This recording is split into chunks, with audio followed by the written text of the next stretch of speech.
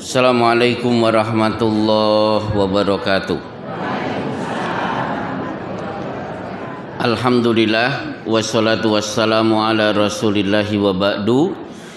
Ibu-ibu, bapak-bapak yang dimuliakan oleh Allah, surga itu luas, bahkan sangat luas. Luasnya surga difirmankan oleh Allah, arduhas samawati wal ar, seluas langit dan bumi. Begitu luasnya surga, satu kerugian besar kalau ibu-ibu tidak ada di sana. Jadi surga itu sangat luas. Kok bapak-bapak tidak ada di sana? Itu rugi besar.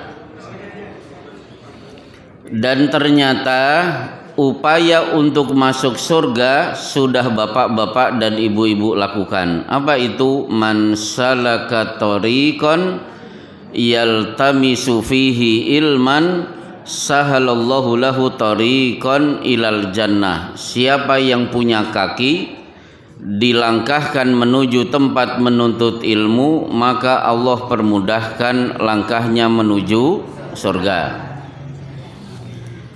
Jadi itu cara bagi ibu-ibu supaya menjadi bagian dari penghuni surga yang luasnya seluas langit dan bumi. Tapi sayang, yang datang ke Balai Muhammadiyah bapak-bapaknya, ibu-ibunya, anak-anaknya mana? Nah, ini repot. Ya alhamdulillah ini ada anak-anak. Maka sudah saya singgung ke beberapa pengurus, Muhammadiyah memiliki SD, memiliki SMP, SMA, pondok pesantren. Coba seandainya pekan pertama murid-murid SD kelas 5, kelas 6 diarahkan untuk datang ke Balai Muhammadiyah. Pekan kedua SMP, pekan ketiga SMA, pekan keempat yang dari santri-santri pondok pesantren. Artinya apa? Bapak dan ibunya masuk surga, ternyata anaknya juga kintil ikut masuk surga. Setuju ya Bu ya? Baik. Yang kedua, tadi di jalan ada kacamata. Ini kira-kira siapa yang punya ini? Coba diperiksa dulu. Yang sudah punya kacamata jangan nolah-nolah yang pakai kacamata. Ini pasti yang biasa punya kacamata yang jatuh. Siapa ada? Saya tunggu 5 detik, tidak ada jawaban. Baik, nanti untuk panitia. Sekarang kita akan masuk kembali ke buku mempelajari makhluk dan perkara terbaik dan ada di halaman 21. Manusia terbaik, halaman 21. Firman Allah Ta'ala, ya ayyuhan nasu inna khalaqnakum min dzakarin wa untha wa ja'alnakum syu'uban wa qabaila lita'arafu inna akramakum indallahi atqakum innallaha alimun khabir. Wahai manusia, berarti yang ada di ruangan ini diseru oleh Allah, sesungguhnya kami menciptakan kalian dari seorang laki-laki kurung buka Nabi Adam, dan dari seorang perempuan kurung buka Hawa. Berarti kita semuanya berasal dari Adam dan Hawa. maka keliru kalau ada yang meyakini asal mula manusia berasal dari kera. Karena ayat mengatakan dari laki-laki tafsirnya Nabi Adam, dari perempuan tafsirnya Hawa. Kemudian dari Adam dan Hawa, dan menjadikan kalian berbangsa-bangsa dan bersuku-suku. Kok bisa dari Adam dan Hawa kemudian muncul bangsa-bangsa dan suku-suku? Sejarahnya bagaimana? Sejarahnya adalah ketika Nabi Nuh diutus, terjadilah banjir yang super besar, dan banjir ini ibu-ibu terjadi di seluruh permukaan bumi, tidak hanya di Irak, karena Nabi Nuh itu diutus di Irak. Arab Saudi terkena banjir, kemudian negara Afrika terkena banjir, termasuk Balai Muhammadiyah ikut kelep. Jadi 100% dunia saat itu banjir. Seluruh manusia mati, tinggal yang ada di kapal. Nah, anak Nabi Nuh bernama Kan'an meninggal dunia, mati, ikut tenggelam. Selesai banjir, Nabi Nuh memiliki 3 anak. Anak pertama bernama Sam, hidungnya mancung, kulitnya kuning, rambutnya berombak, matanya indah tajam. Sam, anak pertama, disiapkan oleh Allah sebagai cikal bakal bangsa Arab dan Eropa. Anak kedua bernama Ham, pendek-pendek ya Pak ya.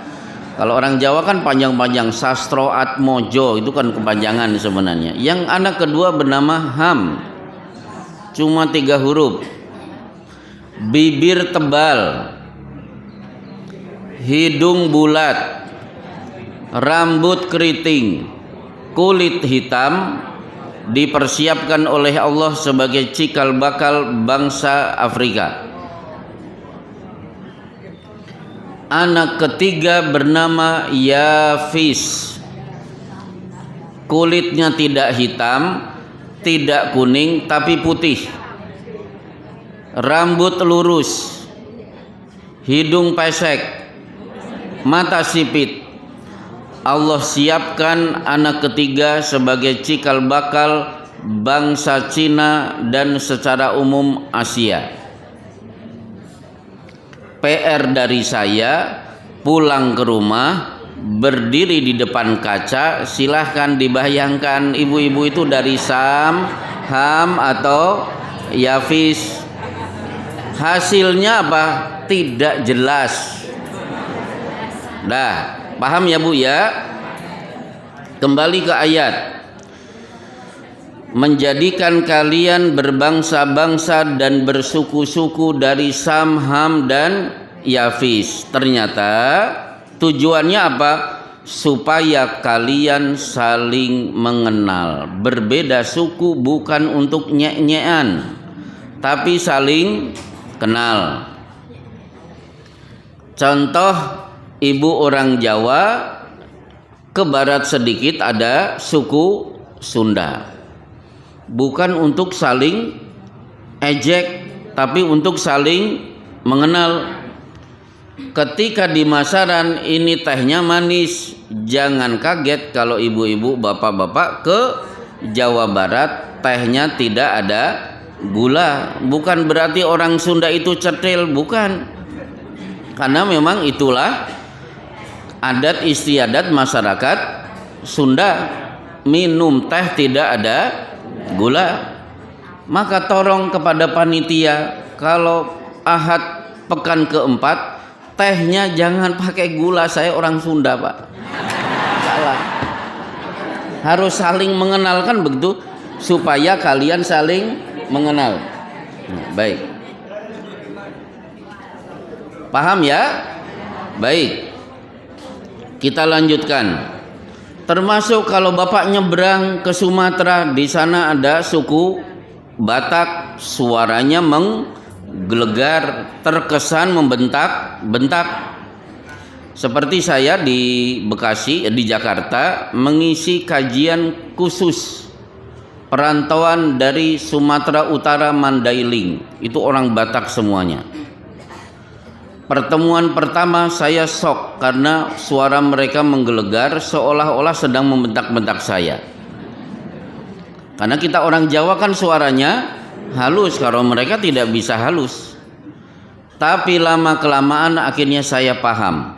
Justru orang Batak, orang Sumatera itu kalau suaranya menggelegar, keras, terkesan membentak-bentak, berarti yang bersangkutan sedang sehat walafiat.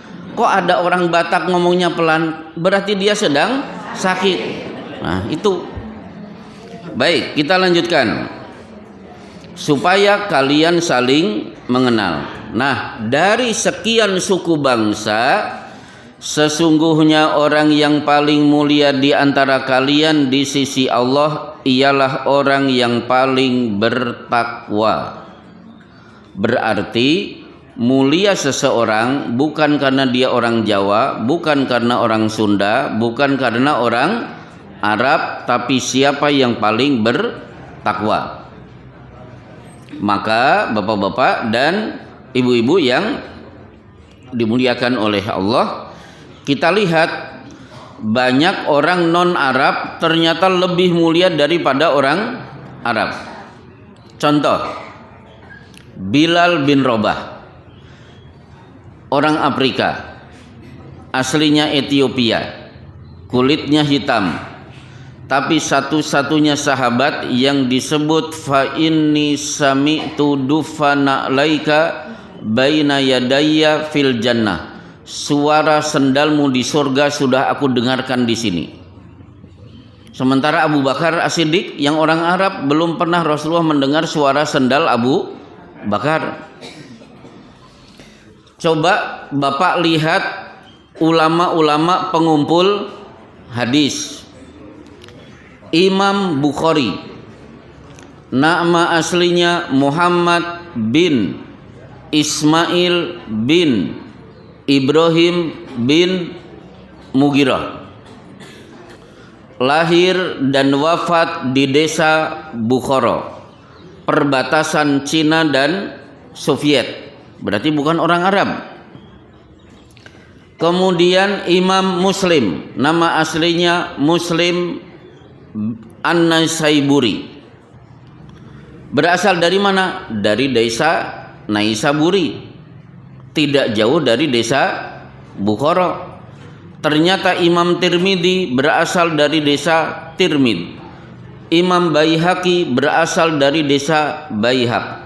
Imam Nasai berasal dari desa Nasa. Itu bukan Arab. Ternyata para pengumpul hadis justru non Arab. Jadi hebatnya seseorang bukan karena suku, tapi karena siapa yang paling bertakwa. Maka inilah perbedaan antara firman Allah di surat Al-Hujurat ayat 13 dengan Bhinneka Tunggal Ika. Coba tafsir Bhinneka Tunggal Ika itu apa, Bu? Berbeda-beda tapi tetap satu. Cuma tidak ada yang paling mulia siapa? Enggak ada. Maka ayat ini jauh lebih sempurna daripada Bhinneka Tunggal Ika. Kalau Bhinneka Tunggal Ika tidak jelas siapa yang paling mulia. Tapi kalau ayat jelas yang paling mulia adalah siapa yang paling bertakwa. Selesai ayat pertama. Kita lihat ayat kedua di bawahnya. Sebelum membaca ayat ini saya bertanya, kira-kira manusia yang beriman dengan malaikat mana yang lebih mulia?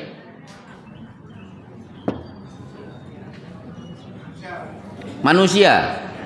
Berarti Bapak lebih mulia daripada malaikat Jibril. Baik, jawaban Bapak sudah benar. Kita lihat hadisnya, ayatnya. Silakan. Surat Lam Yakunil. Nah, ibu-ibu kan sering menyebut surat Lam yakunil.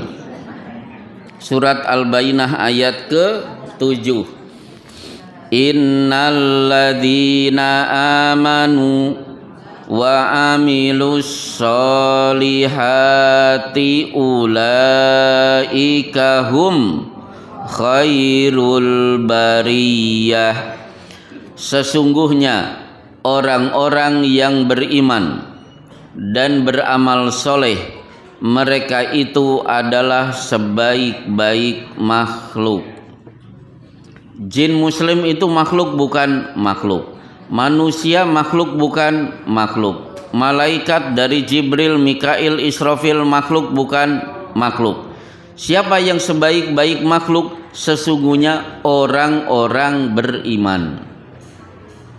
Jadi dari sini para ulama berpendapat mukmin dari kalangan manusia lebih mulia daripada malaikat. Selesai. Kita lihat ke sampingnya. Halaman 22. Siapa manusia terbaik? An Amri ibni Syu'aibin an abihi an jaddihi annahu sami'an nabiyya sallallahu alaihi wasallam yaqulu ala ukhbirukum bi ahabbikum ilayya wa aqrabikum minni majlisan yaumal qiyamah fasakatal qaumu fa'adaha marrataini aw thalathan qala al qaumu na'am ya Rasulullah qala ahsanukum khuluqan. Dari Amru bin Syu'aib, dari bapaknya, dari kakeknya. Coba Bapak perhatikan si pembawa hadis, siapa namanya? Amru bin Syu'aib. Dari mana dia mendapatkan hadis? Dari bapaknya. Bapaknya mendapatkan hadis dari siapa lagi? Dari kakeknya. Berarti 3 generasi, 3-tiganya perawi hadis. Berarti kalau dipraktekkan di sini, berarti Mbah Kakung, anaknya, cucunya sama-sama hadir di Balai Muhammadiyah. Harusnya begitu. Coba tunjuk jari, siapa yang 3 generasi hari ini pagi ini hadir di balai? Oh, berarti gak ada.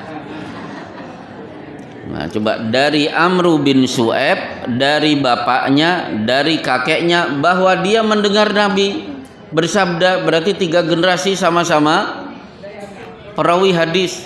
Kalau melihat hadis ini berarti 3 generasi sama-sama hadir di Balai Muhammadiyah. 3 generasi sama-sama memiliki kartu Muhammadiyah. Ada yang begitu? Ya, alhamdulillah. Baik. Kemudian Nabi bersabda, "Maukah aku beritahukan kepada kalian tentang orang yang paling aku cintai dan yang paling dekat denganku majlisnya pada hari kiamat?" Orang-orang terdiam, lalu beliau mengulanginya 2 atau 3 kali. Orang-orang pun berkata, "Ya, mau." Beliau bersabda, "Orang yang paling baik akhlaknya di antara kalian." Jadi dari sekian orang yang beriman, yang paling mulia siapa yang akhlaknya paling baik. Nah, kita uncai tentang akhlak. Ibu-ibu, bapak-bapak yang dimuliakan oleh Allah, dalam Islam sebenarnya pintar itu tidak penting. Bodoh tapi berakhlak lebih baik daripada pintar tidak punya akhlak. Maka saya mengajak kepada pengurus Muhammadiyah yang berkiprah di dunia pendidikan, punya SD, ada SMP, ada SMA, ada pondok pesantren. Tes kelulusan tidak hanya berdasarkan nilai, tes kelulusan juga berdasarkan akhlak. Jadi akhlak harus dites. Bahaya bapak-bapak, orang pinter tapi tidak punya akhlak, kemudian diterima sekolah akhirnya punya gelar, itu bahaya. Buktinya coba anggota DPR, menteri-menteri yang korupsi itu pintar-pintar tidak? Pintar-pintar. Bahaya. Orang pintar jangan diberi kesempatan sekolah kalau memang tidak berakhlak. Banyak riwayat orang bodoh itu jauh lebih mulia daripada orang pintar. Contoh, ini pernah saya sampaikan di Masjid An-Nur kalau tidak salah. Jadi ada ulama bernama Al-Asma'i, punya murid spesial. Murid ini hanya hadir di pengajian setahun sekali. Ibu-ibu dan bapak-bapak kalau mau meniru silahkan. Jadi Anda murid Al-Asma'i, hadirnya cuma setahun sekali. Kenapa? Otaknya cepat panas kalau menerima banyak ilmu. Hadir ke pengajian, bertanya kepada Al-Asma'i, tolong bacakan satu ayat, terangkan kepada saya, pastikan saya paham, ayat ini akan saya amalkan setahun. Setahun kemudian saya akan datang lagi ke majelis. Betul, dibacakan ayat wa fis samai rizqukum wa ma tu'adun, di langit rezeki sudah disiapkan oleh Allah bagi siapa yang berinfak, siapa yang infaknya dikeluarkan, dari langit akan turun menggantikan uang yang sudah diinfakkan. Si bodoh ini manggut-manggut, pulang setiap hari bersedekah dan ternyata duitnya tidak kelong, malah nambah. Setahun kemudian hadir, wahai Al-Asma'i, ayatnya cespleng, manjur, hebat, luar biasa, duit saya tidak kelong, tolong bacakan satu ayat supaya saya amalkan setahun, nanti tahun depan saya akan datang lagi kemari. Akhirnya dibacakan satu ayat, ternyata isinya siksa neraka. Orang ini pucat, jatuh, semaput, terdengar innalillahi wa inna ilaihi rajiun. Berarti seumur hidup hanya ngaji 2 kali, tapi akhlaknya bagus. Setiap dia dapat ingin segera diamalkan. Itu jauh lebih baik daripada pintar tidak berakhlak. Nah, bapak-bapak dan ibu-ibu yang dimuliakan oleh Allah, contoh akhlak itu apa? Contoh, misalnya,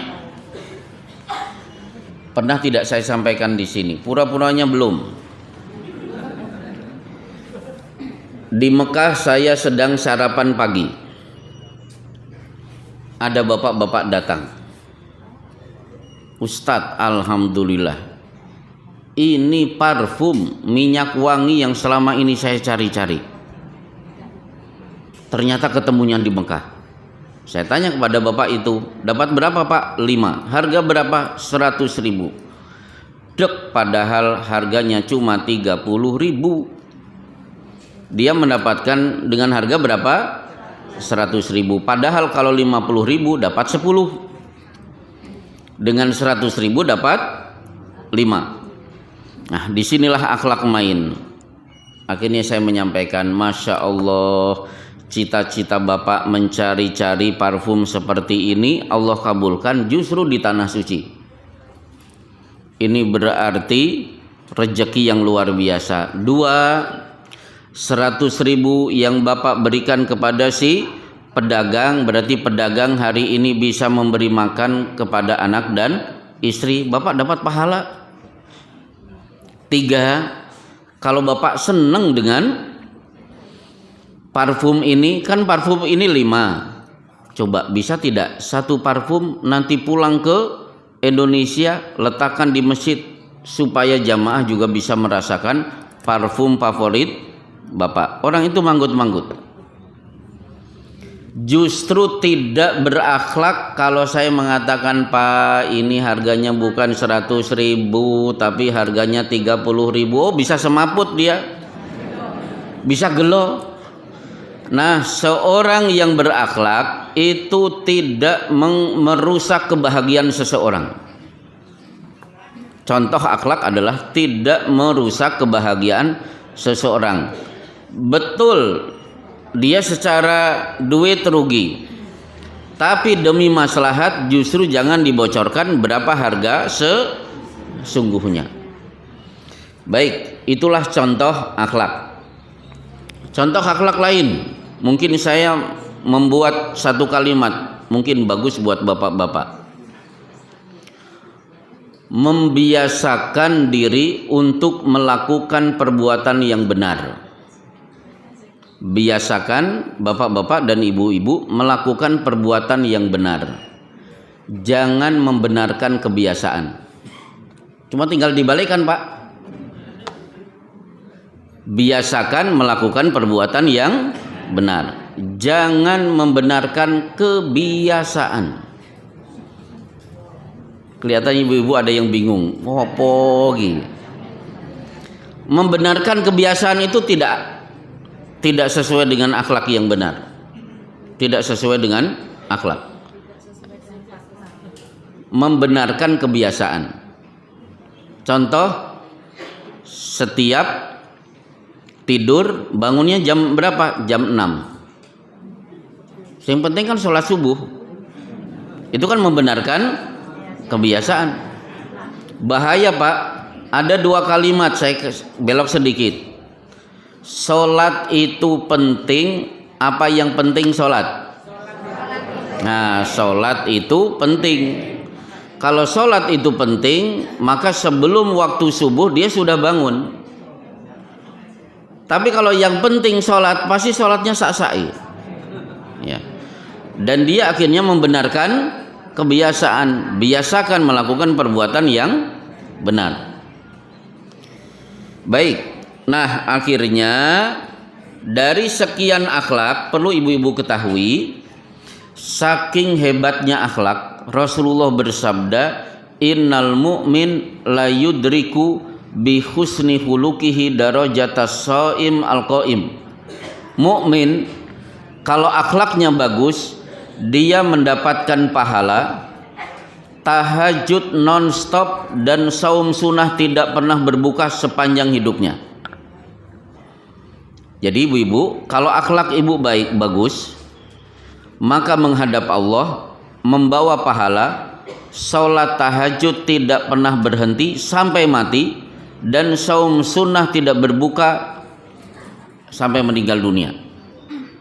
Berarti ada orang tidak pernah tahajud, ada orang yang tidak Senin Kemis tapi dapat pahala dua ibadah ini.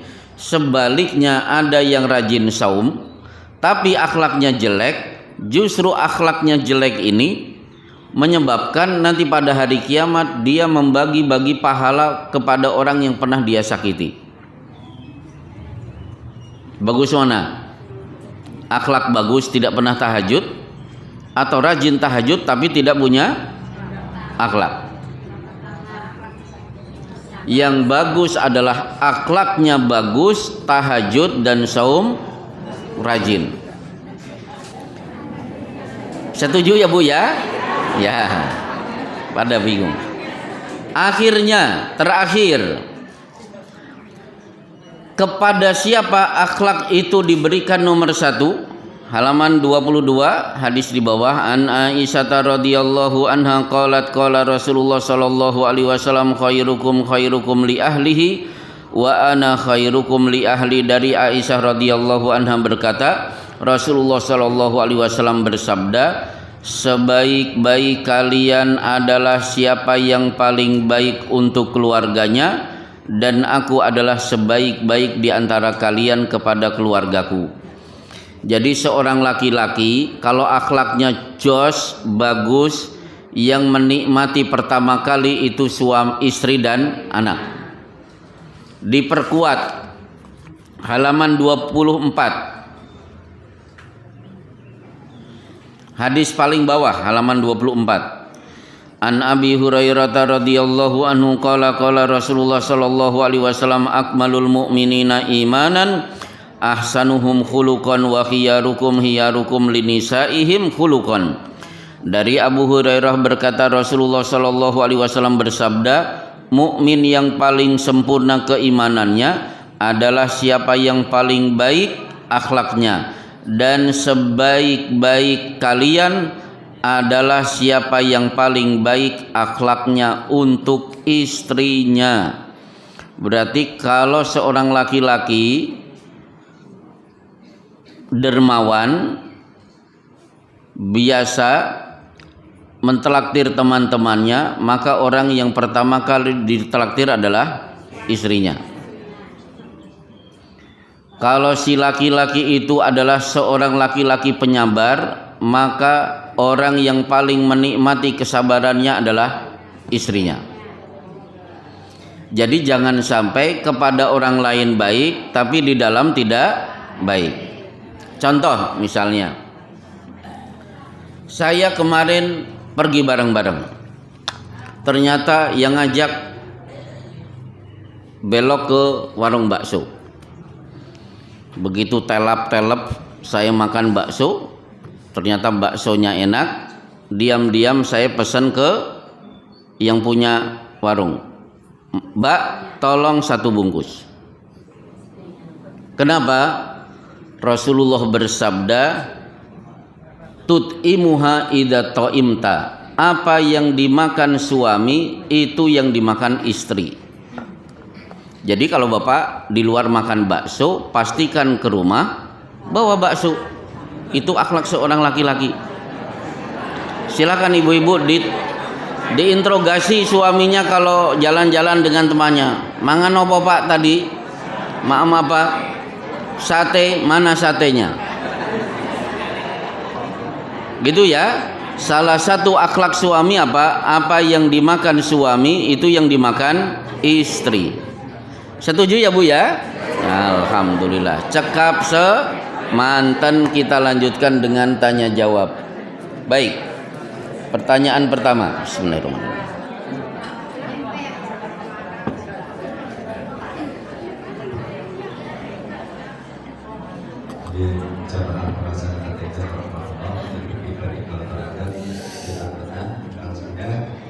Pertanyaan untuk pengucapan Asmaul Husna, sering mendengar pengucapan Ya Rahman, tidak Ar-Rahman.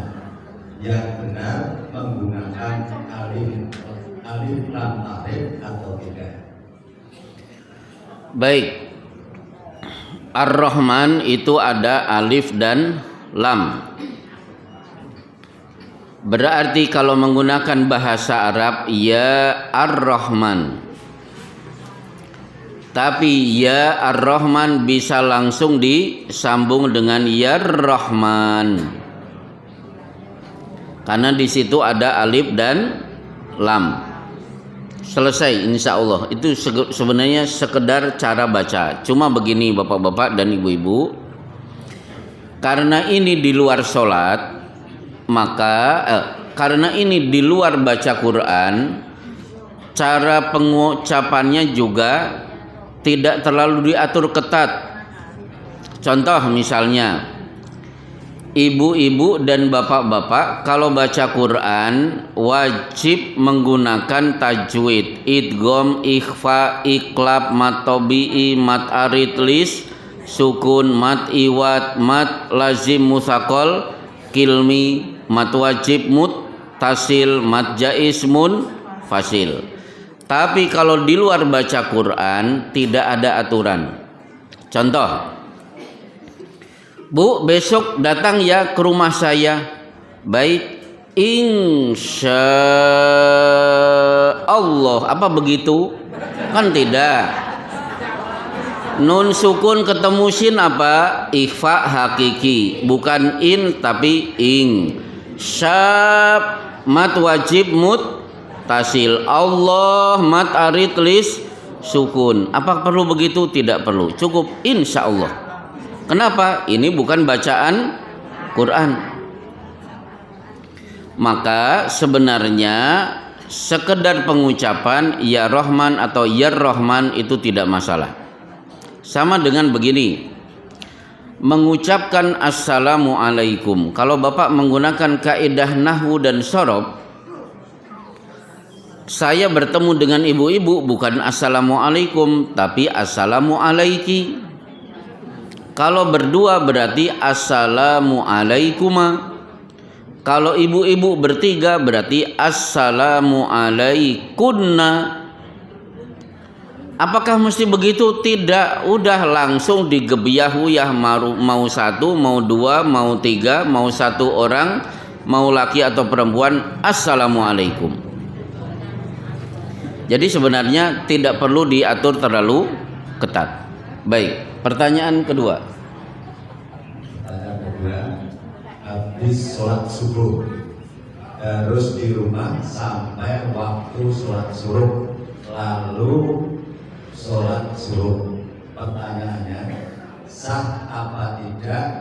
Apa harus di masjid? Baik, khusus untuk ibu-ibu bisa di rumah. Memang hadisnya berbunyi,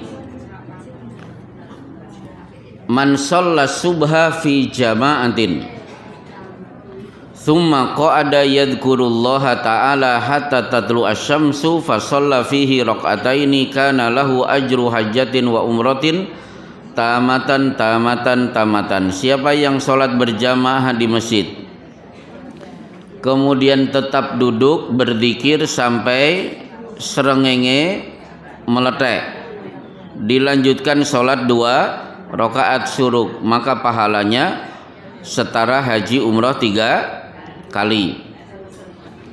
Nah, tapi khusus ibu-ibu, karena tidak ada perintah ibu-ibu pergi ke masjid, instruksi ke masjid itu untuk bapak-bapak. Kalau ibu-ibu kan hadisnya bunyinya apa? La tamna'u imma Allah masajidallah wa buyutahunna khairul lahun. Jangan dilarang kalau ada ibu-ibu pergi ke masjid.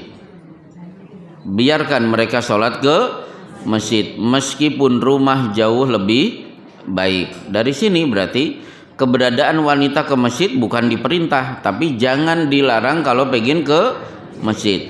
Maka begitu ibu-ibu sholat di rumah, selesai sholat subuh tetap duduk di situ sampai matahari terbit, berlaku sholat syuruk. Sebagaimana Imam Ibnu Hajar Al-Asqalani di kitab Sahih Bukhari, di Kitabus Siyam, ketika membahas tentang iktikaf untuk mencari Lailatul Qadar. Bagaimana dengan ibu-ibu? Fi musalla baitiha, di ruangan sholat yang ada di rumahnya, disitulah ibu-ibu mencari malam Lailatul Qadar. Tidak perlu pergi ke masjid. Baik, pertanyaan ketiga. Pertanyaan ketiga, ada orang yang berbuat tidak baik, dia dirasani orang, dan dia tahu kalau dirasani dapat kiriman pahala dari yang rasani. Lalu dia sengaja untuk berbuat tidak baik itu supaya dirasani. Apakah orang yang seperti itu tetap mendapatkan kiriman pahala? Iya. Masya angel. Iya. Baik. Jadi begini, saya bahas ngerasani dulu. Kenapa mulut diletakkan di depan? Hikmahnya supaya kita tidak biasa ngomong di belakang. Paham ya Bu ya?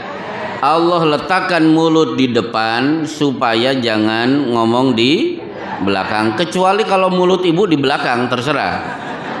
Masalahnya mulut ada di depan.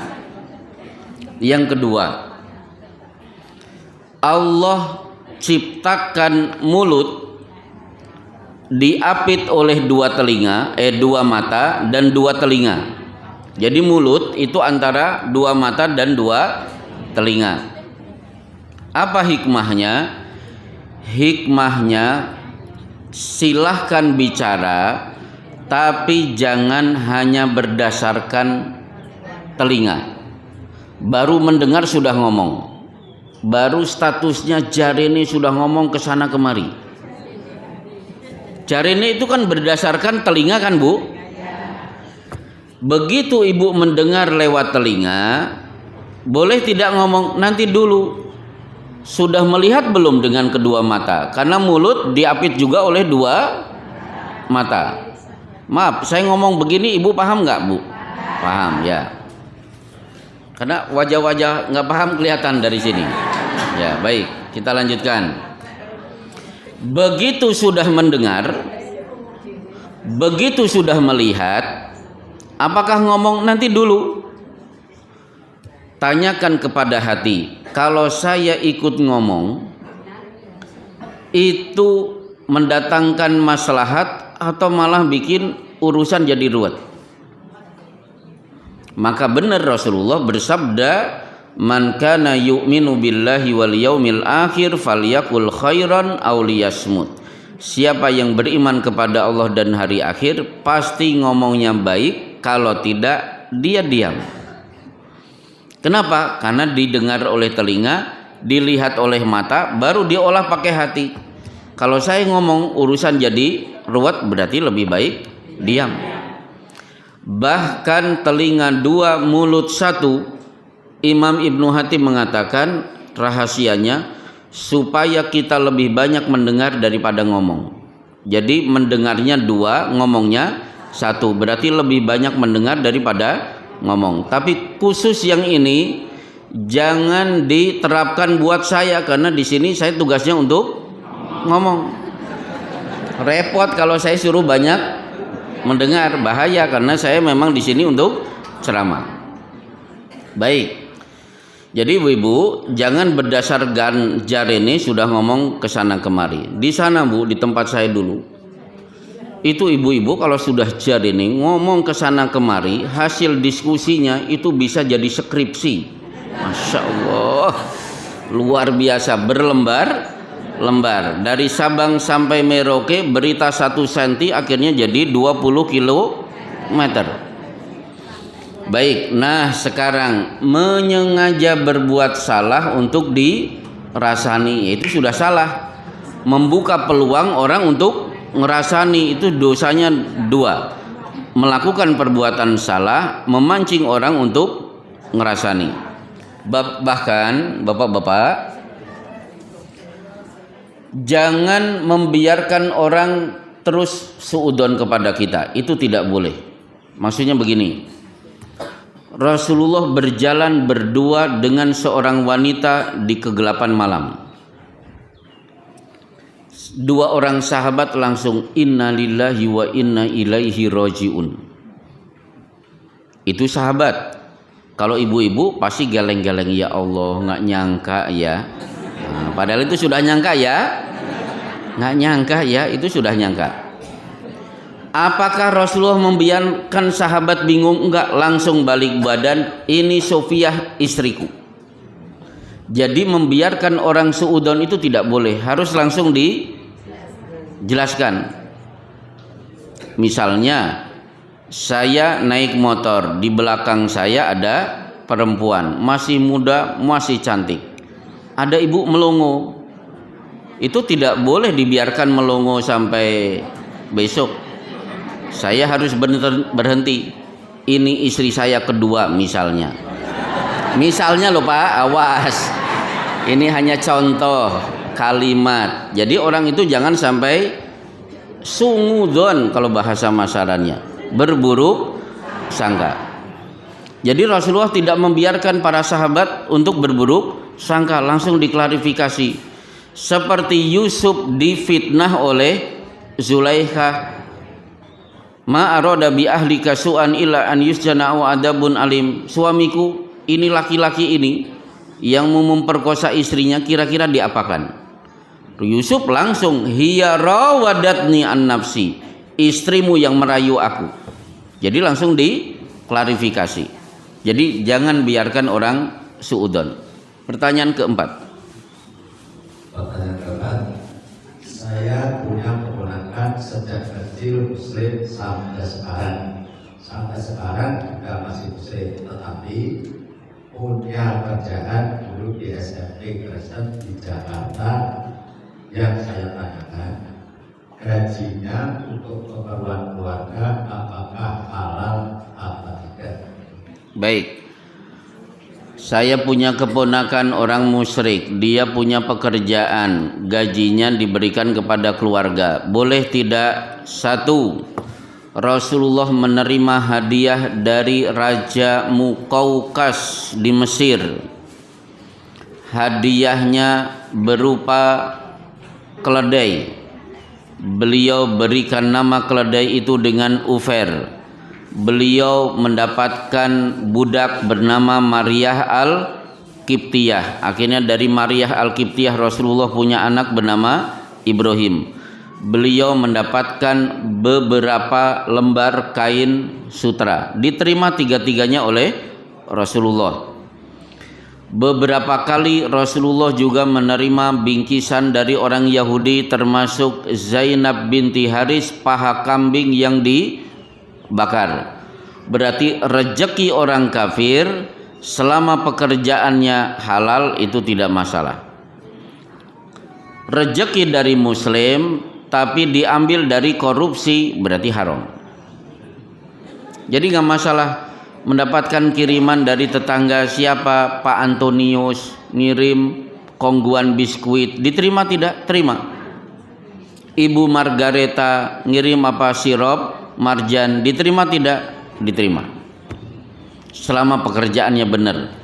Tapi ada Pak Mahmud, pekerjaannya apa?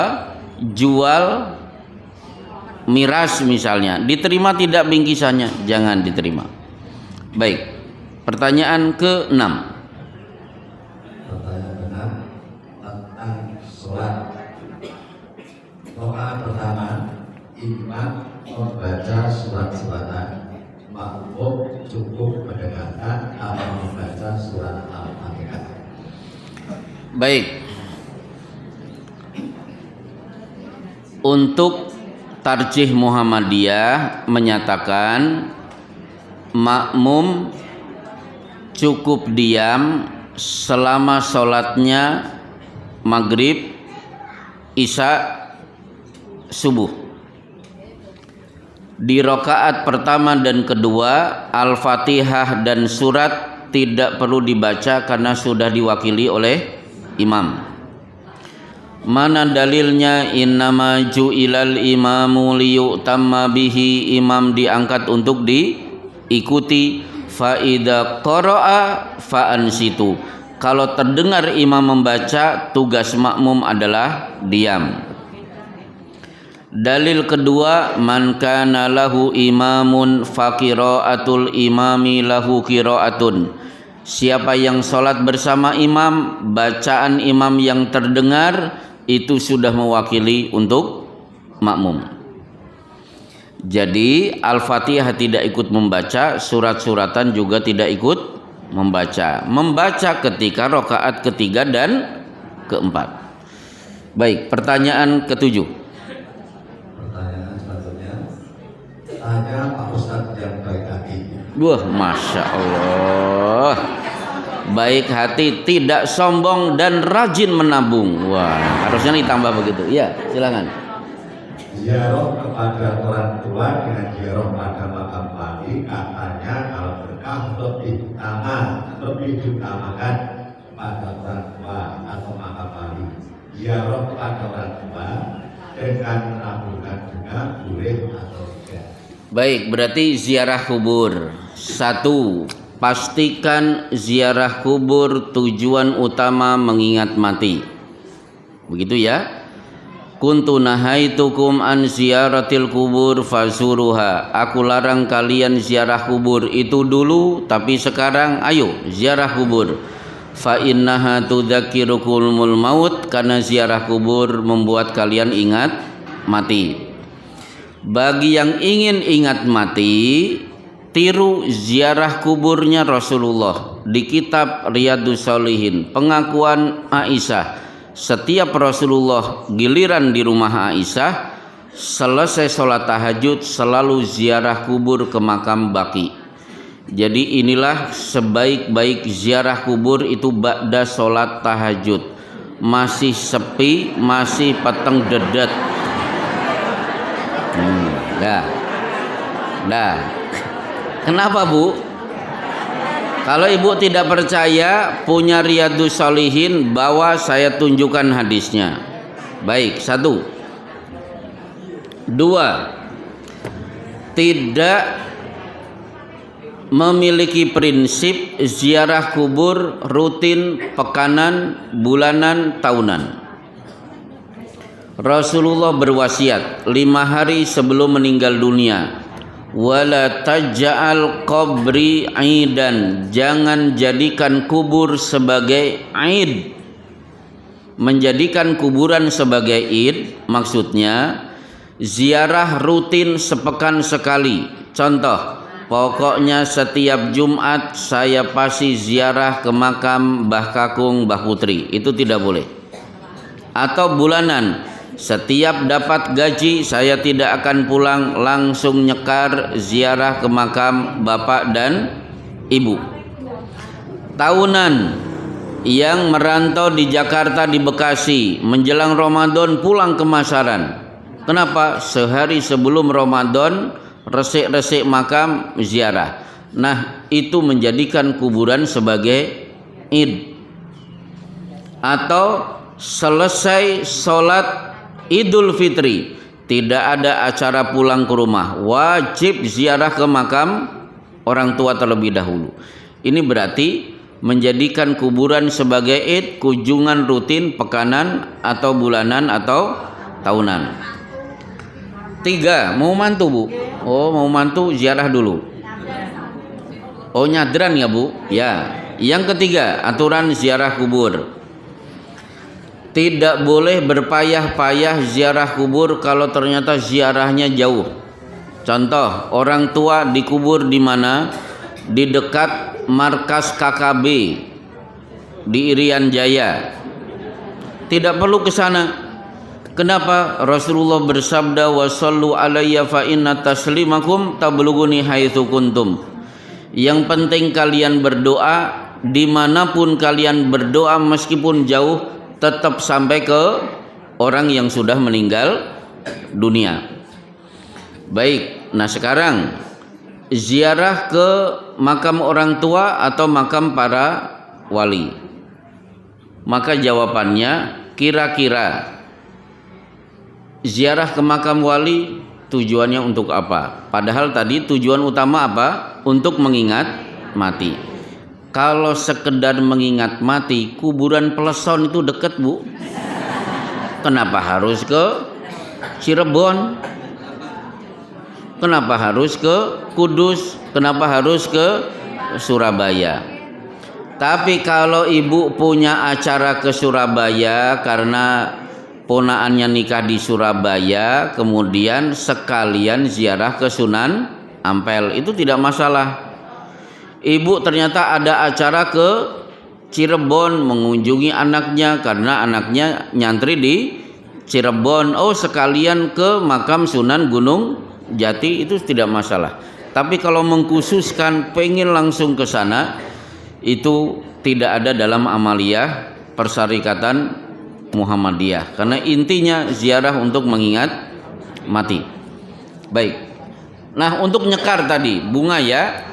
Min husni islamil mar'i tarkuhu ma la ya'ni, Islam seseorang dianggap baik kalau dia meninggalkan perbuatan yang tidak bermanfaat. Bunga nyekar tidak dibutuhkan si mayit. Yang dibutuhkan apa?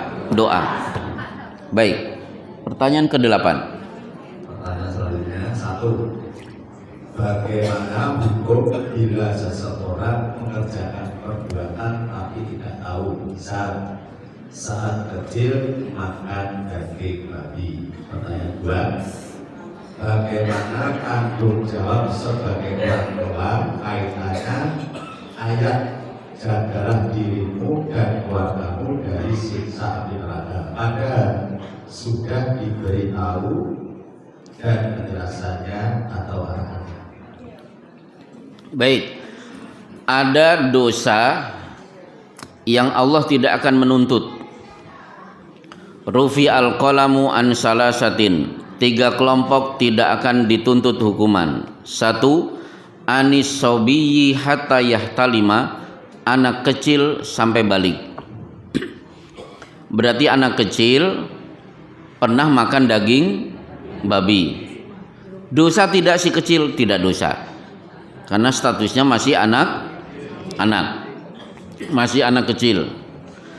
Wa anil majnuni hatta yakila, orang gila sampai dia sembuh dari gilanya. Orang gila makan daging babi, begitu kenyang malah mari. Nah, dosa tidak? Tidak. 3, anis sobi hatta yahtalima, anil majnuni hatta yakila, anin naimi hatta yastaikido, orang tidur hingga bangun. Misalnya bapak sedang tidur, ada temannya datang bawa sate babi, mulut bapak dibuka kemudian dimasukkan, oleh bapak malah dikunyah, habis 3 tusuk gitu ya, dalam keadaan tidur.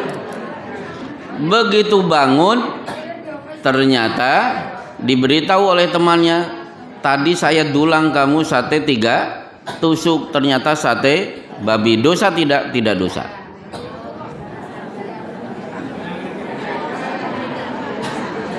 Kenapa Bu? Karena sedang tidur.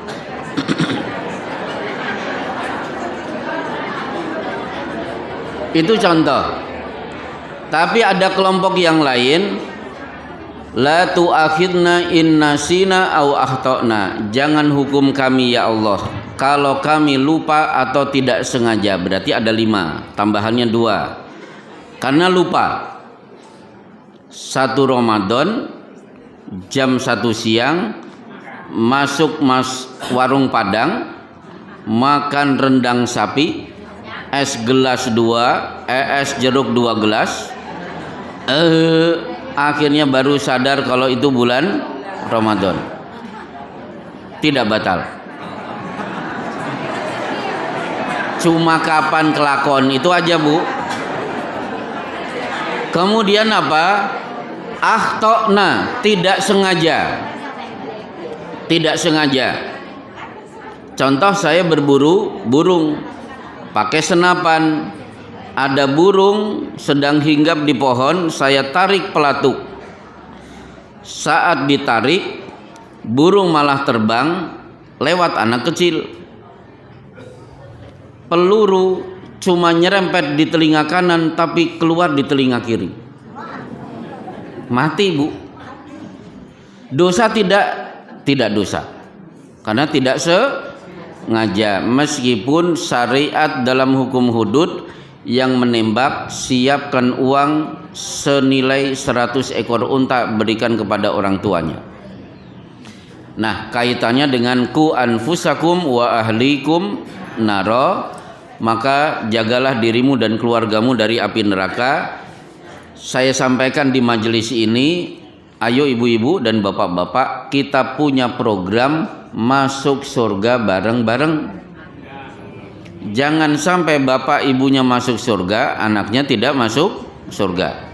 Kenapa? Jannatu adni yadkhulunaha wa man salaha min abaihim wa azwajihim wa dzurriyyatihim. Surga Aden, tempat berkumpul orang-orang beriman dan orang soleh dari bapak ibu mereka, dari anak cucu mereka dan istri-istri mereka. Kita akan reuni bareng di surga bernama Aden. Kenapa? Ku anfusakum wa ahlikum naro. Maka PR bapak dan ibu, mulai pekan depan yang hadir di Balai Muhammadiyah, suami, istri, anak, cucu, menantu. Setuju ya Pak ya? Kita lihat pekan depan nambah tidak jumlah jamaah. Wa sallallahu ala Muhammadin wa ala alihi wa sahbihi ajmain. Assalamualaikum warahmatullahi wabarakatuh.